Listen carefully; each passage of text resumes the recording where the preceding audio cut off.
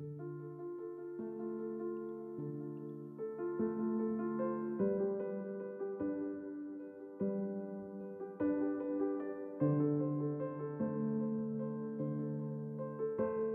name is Brandon Rae from North Spirit Lake First Nation. I am a hunter, trapper, harvester here in the Treaty 5 territory. How to make a snare. So you want to cut it to length. Everybody makes them differently. Personally, I like to go from the inside of my elbow. When making your loop for your rabbit snare, you want it about the size of your palm, because the rabbit's head isn't very big.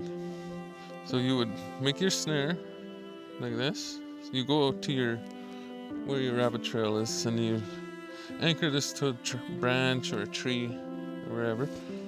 And a lot of people,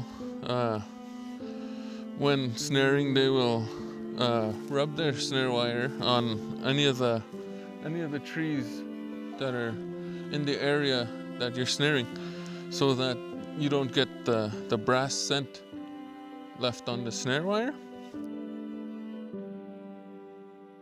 When I set a snare, I usually have one branch that's strong enough so when the rabbit comes through, it'll keep it in place, and he'll get stuck here and he'll bounce around. And once it gets cold, the stick will be stuck in the ground like it's grown in.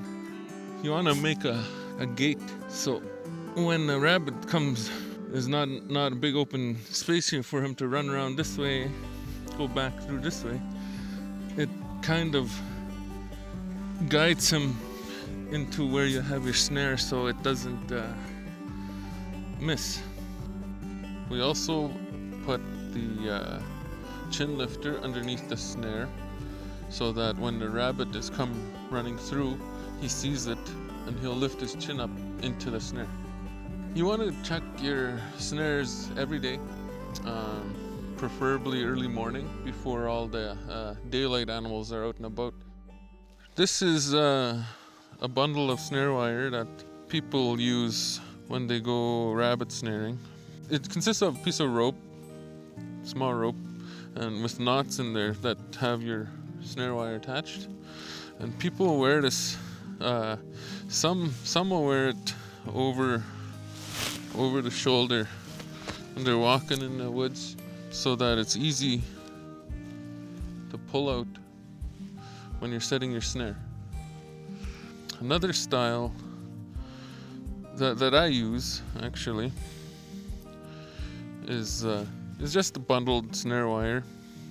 Nothing really different. It's just that I have no rope tied on.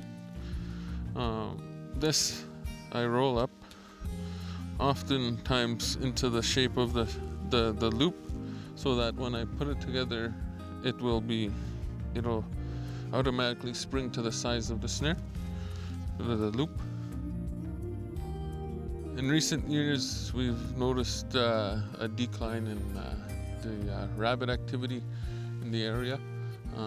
We used to get rabbits in the community just in front of the school here near teacherages, but in recent years, since all the advancements of like the industry, one example would be the hydroline project that's come through, and it's where rabbit used to live, and all the people that used to snare rabbits that would walk up in the woods are having trouble snaring rabbits because they're not there anymore.